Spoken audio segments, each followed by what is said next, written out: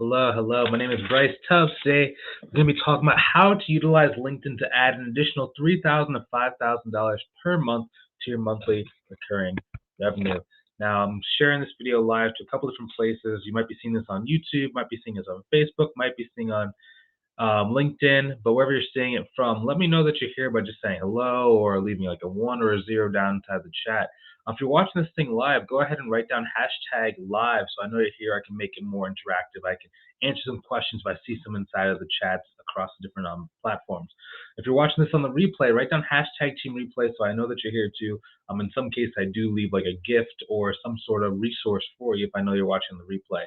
Also, if at any time during this thing you have a question, maybe I'm not able to answer, maybe the stream ends before you can ask your question, go ahead and write down hashtag connect, and I'll be sure to reach out to you and see if I can answer your question. And finally, if you want some help growing your business, maybe trying this on your own, but it's not quite working the way that you want, or you see there's a faster, easier way to do it just based on all the videos and stuff that I've shared in the past about students, getting to their goals a lot faster, then click on the link inside the description below, book a call with me to see if I can help you. Because I can't help everybody. It is a very custom program based on the individual and where you're starting out. So that's kind of why we do those calls, just to make sure it's a good fit and make sure that you can actually get some results. Hello, Tamika. Hello, Robin. Great to see you guys. Great to see you guys. I started doing more of these lives and sharing the lives to LinkedIn because I wasn't sharing the lives to LinkedIn for a while, but LinkedIn's actually a really cool platform when you're doing it for, I guess, the coaching business too. Historically, I've used it more for my accounting firm based on getting like referrals, based on building like a network of people who is very, very targeted. So I kind of want to share about that today. So we call this the Core 4 methodology. I'm going to go over probably 2 or 3, just depending on how much time we have. I generally like to do about 15 minutes for these things. Anything longer than that on Facebook generally tends to show it to less people. So I'm trying to make sure that we're, very cognizant of that time. So just jumping into this thing. Number 1 is going to be mixing LinkedIn plus email spearing. Okay, so basically what this means is when I was getting started, I would be sending messages to business owners on LinkedIn, and it took me a long time to really understand like who are the right type of business owners that respond on LinkedIn. You see, the problem with LinkedIn is that not every single person, every single industry uses LinkedIn the same way.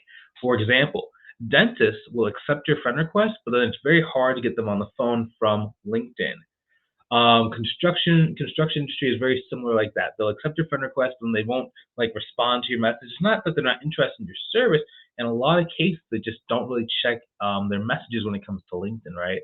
So it wasn't until it was like there was 2 distinct instances. The first one, I was messaging this gentleman named Dave, and I sent him a connection request, and he immediately said, "Oh, hey, I'm interested in learning more about like how you can help me out. Because I'm looking for an accountant. I just, my old one, I just kind of let go, and I'm really trying to figure out like what are my options or what are the next best options."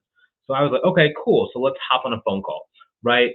And there was like no reply for like 2 weeks, and I was very hurt because this is like when I was first getting started with my accounting firm, and I was like, this person just said they're interested. They asked me. I didn't ask them. They asked me and told me that they were looking for some help, and then I give them an opportunity to like help them, and they just kind of ghost. And there was like 2 weeks, and I was just like, wow, what's going on? So then finally, what ended up happening was I received an email, and it was very interesting. The person just emailed me. It was like, "Hey Bryce, I was thinking about what you talked about. I just generally get a chance to get back to you on LinkedIn. Something happened. I just haven't downloaded it to my phone yet." And they sent me an email. So then I immediately replied to his email and sent the exact same message I sent on LinkedIn, which was giving them some times to be able to, do the call. And the person immediately got back to me and got on the calendar, right? And we ended up closing him for about $750 per month. But the key thing that I learned there was just because they're not responding to you on LinkedIn does not mean they're not interested. What it might mean is that it's just uh, not their primary way of messaging. Robin Mallory asks, "What's a good way to get email signups?" Let me see if I can show it on the screen. Yeah, so she asks, "What is a good way to get email signups?"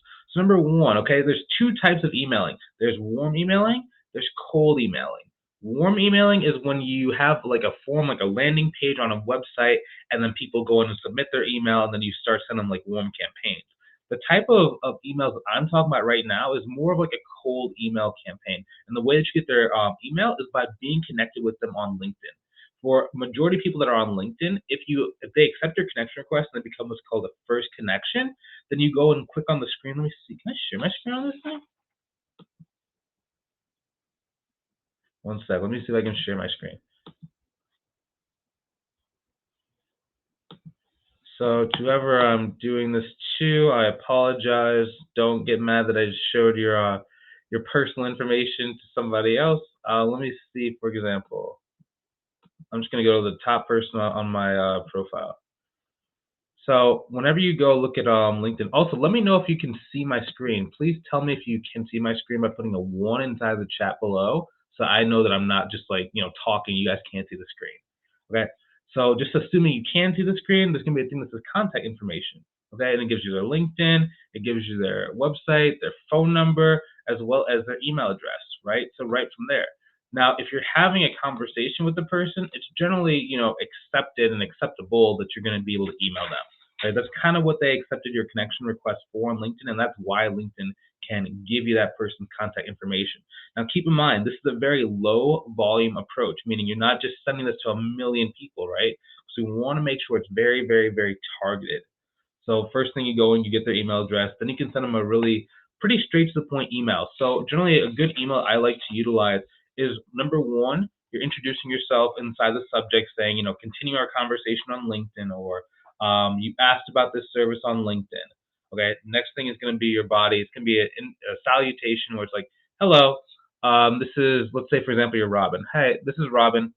We were talking on LinkedIn and you said that you're interested in my accounting or bookkeeping services. Now what you could say as the next line is, are you still interested in learning about how I can help you with your accounting or bookkeeping? And then question mark. Then you hit send. Okay. Now from there, they're either going to reply, they're not going to reply, or they just won't open the message. A lot of things that happen when you do like email is not that people are not interested. The problem with email is just that not everyone opens your emails, or Google does not display it to every single person you send it to. So one thing where you can get around that is, number one, you're going to be messaging them on LinkedIn, then sending an email, and then messaging them on LinkedIn, and then sending them an email, right? And you want to do this every about 15 days per platform. So message one is sent, and then about 7 days after you send that message on LinkedIn, you're going to email them. Then from there, 7 days later, you're going to go and message them on LinkedIn, right? So from LinkedIn 1 message to LinkedIn 2 message, that's 15 days. And then 7 days after that LinkedIn message, you're going to send another email. So then from email 1 to email 2, that's 15 days in between each email. So we're kind of alternating like that, and we're making sure that's very easy. Now, this is once someone has, shared that they are looking for help. Now, that's how you guys do it. Now, why does this work so well? It works well because most people check their email, right? Especially if you have the right email, it's a business email, it has their name, it's theirs, they've sent you stuff, they've accepted stuff, everyone checks their email. Now, not everyone checks their LinkedIn. So as long as you can get inside of someone's email inbox and you're giving them relevant content, you're giving them relevant articles, you're asking great questions, they're going to respond to you. Now, how to not do this? When does this stuff get really, really bad? So whenever you're doing this approach with LinkedIn email, when you send that email to the person, do not come across as impatient, butthurt, irritated, or upset. Okay? What I mean by that is, when someone finally gets the piece of information that you've been trying to get to them, you want to make sure that they're actually happy to receive it. But if they open it up and says, "Why have you been ignoring my LinkedIn messages?" that can kind of turn somebody off really quickly, or make them, just kind of feel almost like a gotcha moment. Almost like a gotcha moment. So you don't want to have that. You want to make sure it's very, very organic and just feel like, hey, I don't know if LinkedIn delivered this message. My LinkedIn inbox sometimes gets a little bit messed up. I can't always see who receives it or who accepts the message. If you're interested in this thing, are you still interested in learning more about how I can help you with your accounting? Are you still interested in seeing if you can utilize my virtual CFO services? Do you still need a cleanup done? Right? Just really, really short, simple messages that make people really easy to respond to. Next thing, Robin said, another question, would you say it would be okay to add the people who have accepted your invite to your business page, to your email list? Yeah, I would generally do that. Like if someone likes my social media services page, that seems like a good reason to add the email to my office. Yeah. So that can be, there's two ways that you can do that. Okay. So number one is you can actually make it a conversation starters. So number one, someone gives you their email address, maybe they accept your or add themselves to your Facebook business page. Number two, you then would go and send them a message saying, "Hey, thank you so much for providing your email to my official list. I really appreciate that. Is it okay if I send it to my official list? Would it be helpful if you received emails seeing how you can help yourself out with accounting and bookkeeping?" Like, ask their permission to do that, and that will do two things. Number one, you'll get a lot of email subscribers. Number two, you'll also get conversations started, which you can then leverage to get those people on the phone with you. Okay. The thing that most people struggle with when it comes to social media is they think that social media is just you send someone like a booking link or you have a piece of content with like a link and then people just magically book it and then like, they get on your phone and they like answer it. That does happen when you're like much more experienced, when you have a lot more content or when you have a lot more trust. For example, I know that if I drop an email to my list, I'm going to have between 5 to 7 people book a call over the next couple days, right? But if you're just getting started, like I didn't have that when I first got started, right? So you have to build that up. An easier way to get people to get on the phone with you is rather than just putting out a piece of content and then having like a booking link, is having a conversation, finding their problems, their pains, their reason for wanting to do it now, and then inviting them to a call and then closing them from there. When I say the word close, if you don't know what close means, it just means getting them to sign up for your service. Robin, does that fully answer your question? Please write a yes or a no inside of the chat. Cool. So now, as I wait for that yes or no, I'm going to move on to step number two. Okay, so method number two I like to utilize when we're using LinkedIn to go and get us clients is a much more passive way to do that. So I love using LinkedIn to network with referral partners who are influencers inside of my space. Okay, so what I mean by that is as you start getting more clients, as you start going and just digging into your local area, you're going to start seeing, 5, 6, 7 different names kind of repopping up, right? Every single time that you talk to a client, you're going to hear like, hey, or let me even say, for example, okay, so when I first got started, I was going to a lot of networking events, right? Because I didn't really know how to like do LinkedIn. I didn't know how to do any kind of marketing. So I was just going to like networking events to try and like have like this flyer stack of papers. Let me see. I might actually have one. I might not have one. From years ago, the different flyers and trifolds I have. I'm kind of nostalgic, so I actually might have one. Give me one sec, people. So this is one of my first ever form. This is back when I used to be B&S Accounting and Tax LLC, right? And I would like have these things with me, and I would be like taking them to these networking events. I would like try and hand out, hey, I'm Bryce. This is what I do. This is what I do. Like, you want a flyer? Maybe you can give it to a friend, right? And then people kept saying, do you know Quincy? Do you know Quincy? And I was like, no, I don't know Quincy. And after about the sixth time of people asked me, do I know Quincy? I finally decided to go, look the person up on LinkedIn and say, who is this Quincy person? And it turns out this individual, he was what's called a connector. Basically what that means is there's certain people inside of your local area who know a lot of business owners. They have people in their pocket. When they tell people to do stuff, people listen because they built up trust and they have a deep relationship with the people you want to work with. And they've just been building it for like anywhere between like 5 years to like 40 years, depending on the age of the individual. Now, when you learn how to go and connect with them, and you know how to really get them to want to help you out, that allows you to be able to build your business significantly faster. Okay, anytime that, I don't know, depending where you're seeing, I don't know what you've seen of my students' success inside of the mentorship program, but anytime you'll see like a person went from like 0 to like 7 to 11,000 in the span of like 10 or 20 days, it's generally because they use this method of connecting to like a referral partner, like an influencer in the local area, because then you can really get someone to just hand you like a client that can afford to pay you like $7,000 a month, right? Because they can already tell and they already know, number one, they know how much revenue everyone's doing. Number two, they know who has a need. Number three, they know who actually respects that particular service. Like if you ever talked to him, for example, I was talking to Quincy when I first got started. I was like, hey, I've been thinking about going into this niche. I was thinking about going into what was the niche when I first started? I think it was like this guy at an engineering company. I was like, yeah, he has his engineer. He has this kind of company. He's like, ooh, that guy doesn't pay anything for his staff. I was like, what do you mean? He's like, yeah, he doesn't believe in paying people. He just wants to keep, the majority of the profits for himself. So it's not going to be a good fit. If you're trying to charge, $1,000 per month for your service, like he's not going to pay that. And I was like, okay, I didn't believe him. I was like, yeah, I'm a master salesperson. I can get the person to pay me some money. I went to the person. I did my consultation. I said, after reviewing your books, it's going to be $1,000 per month. And the guy was like, oof, there's no way I'm paying that.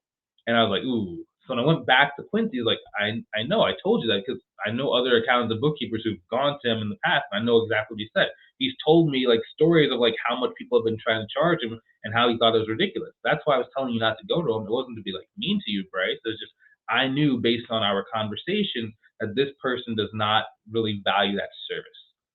So the next logical thing I asked was, okay, well, who do you know that does value the service? He's like, okay, go to Jay. Jay was an individual who was like a real estate investor, right? And the reason why it was really important that we connected then was because they were looking to go and get an apartment complex deal, right? But they needed to go and get a loan.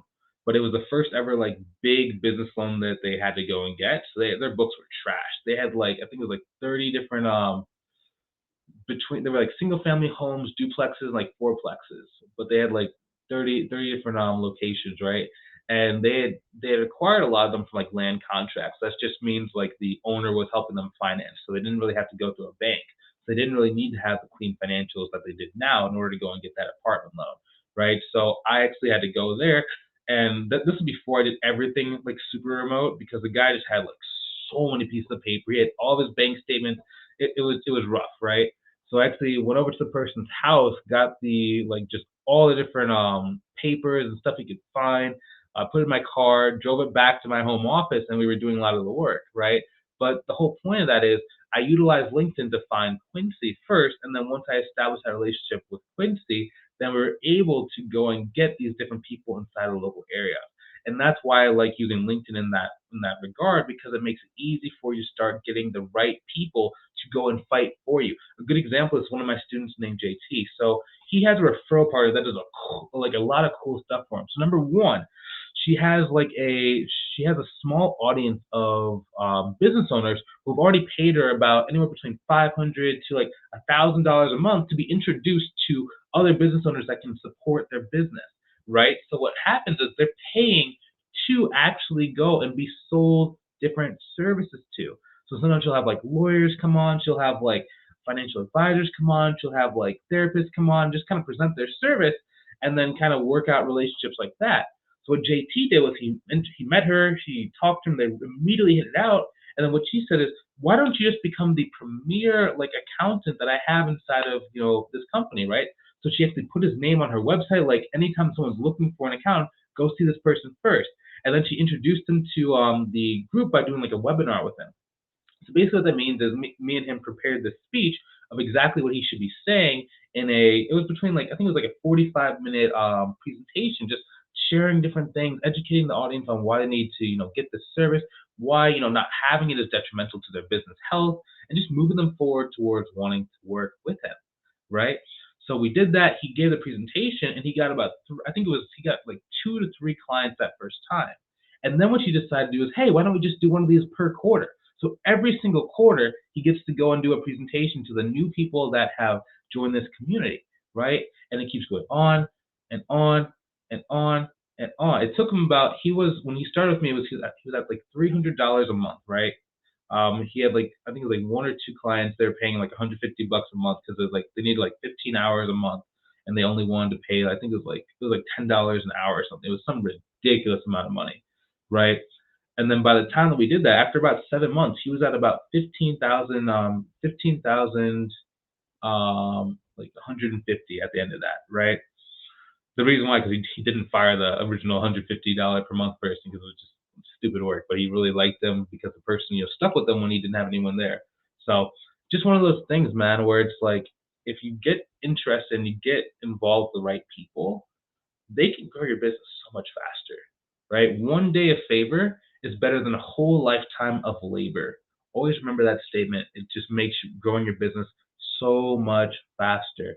Now, hopefully you enjoyed this thing. I do have to get going in about 7 minutes. How long have you been here for? I can't really see my screen. I have a sheet of paper on to protect my eyes from the computer glare. About 19 minutes. I'm a little bit over the mark. But just like we talked about earlier, guys, if there are any other questions, send me a message either on LinkedIn, Facebook, wherever you're seeing this. Send me a question. I'll be sure to answer it. And also, if you want some help growing your business, maybe you've been trying to grow it for X amount of time, but it's just either not growing as fast as you want, it's too time intensive, or you're just not really getting the client size you want. If you want to get clients that pay you between $500 to $5,000 per month without having to give up 40 hours a week, to run these clients, go ahead and click on the link inside the description either above or below the video. Book a call with me, see if I can help you out. Even if we're not a good fit to work in the mentorship program, the call is really great because then you get a clear action plan of what you need to be thinking about in order to go and reach the goal. A lot of people have actually come back to me who weren't quite a good fit. They showed me screenshots like, bro, I just did exactly what you said, and then I got a result. So if that's you, I'd love to see you on the call. If you're not quite ready, I'd love to see you inside the next video. I'll talk to you soon. Have a great rest of your day. Take it easy.